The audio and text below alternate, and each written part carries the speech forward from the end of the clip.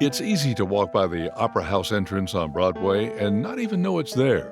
The stately and historic capstone quietly names the venue as it rests unobtrusively at the top of the building, out of vision for both pedestrian and vehicle traffic. That was not always the case, however.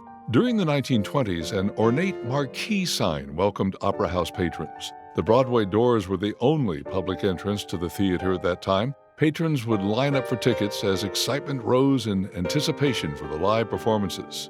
Sometime during the advent of talking pictures, the theater was turned into a movie house under private ownership. The first Marquee was replaced with a newer model to enable the Opera House to compete with the Ben Alley, the Strand, and other movie theaters located downtown. Eventually, the Opera House fell into disrepair and was scheduled to be destroyed.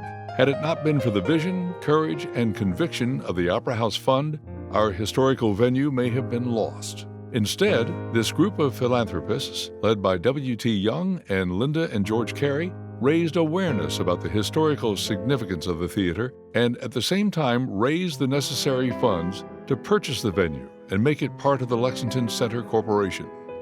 The renovation plan, helmed in the early 1970s by architect Jim Ross, restored this Victorian-style theater to its original grandeur and added a much-needed second entrance with enlarged lobby space.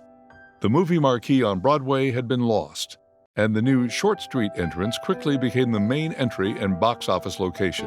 The Lexington Opera House is one of only 14 theaters across the United States built before 1900 with fewer than 1,000 seats that is still operating today. While we are enjoying our strongest utilization to date, it seems only natural to raise our public profile and finally replace the Marquee on Broadway. The Opera House Fund has once again propelled this vision into reality by offering to cover half the cost of this major improvement project. Specializing in refurbishing and replacing marquee signs for historical theaters, Wagner Sign Company was selected for the project. The vertical blade will identify the Opera House, and the digital LED boards will let everyone know what's happening at the Opera House. Get ready, Lexington.